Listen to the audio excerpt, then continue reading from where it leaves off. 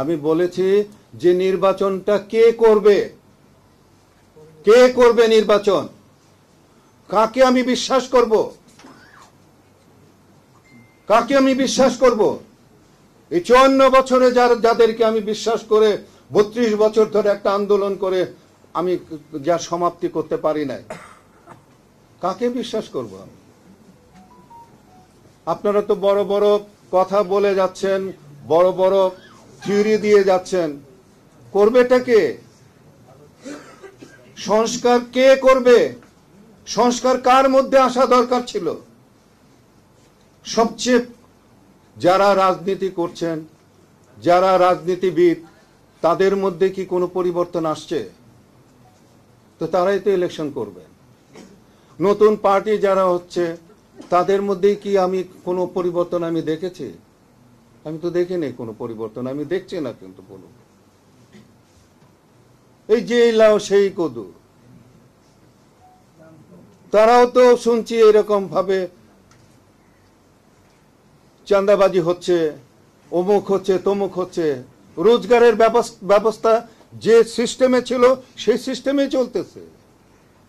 তো আমাদের এই চাওয়া, এই পাওয়া আমাদের কিভাবে হবে? আমার যেটা মনে হয়, এই জুলাইয়ের বিপ্লবে এই যে আমার যে ছোট ছোট সন্তানরা যারা প্রশ্ন করছে কি হলো, সেই প্রশ্নের সূত্র ধরে আমাদেরকে আগাতে হবে। এদের প্রশ্নের জবাব দিতে হবে আমাদেরকে, এবং সেই জবাব দেওয়ার জন্য যারা রাজনীতি করছেন, যারা রাজনীতিবিদ, তাদেরকে প্রশ্ন করেন যে আপনারা কি করছেন, আপনাদের সংস্কার কোথায়, আপনাদের পরিবর্তন কোথায়? আপনাদের পরিবর্তন যদি না হয়, তাহলে আমার এই যে জাতি, আমার এই যে ছোট ছোট বাচ্চারা যাদের প্রশ্ন, তাদের প্রশ্নই থেকে যাবে।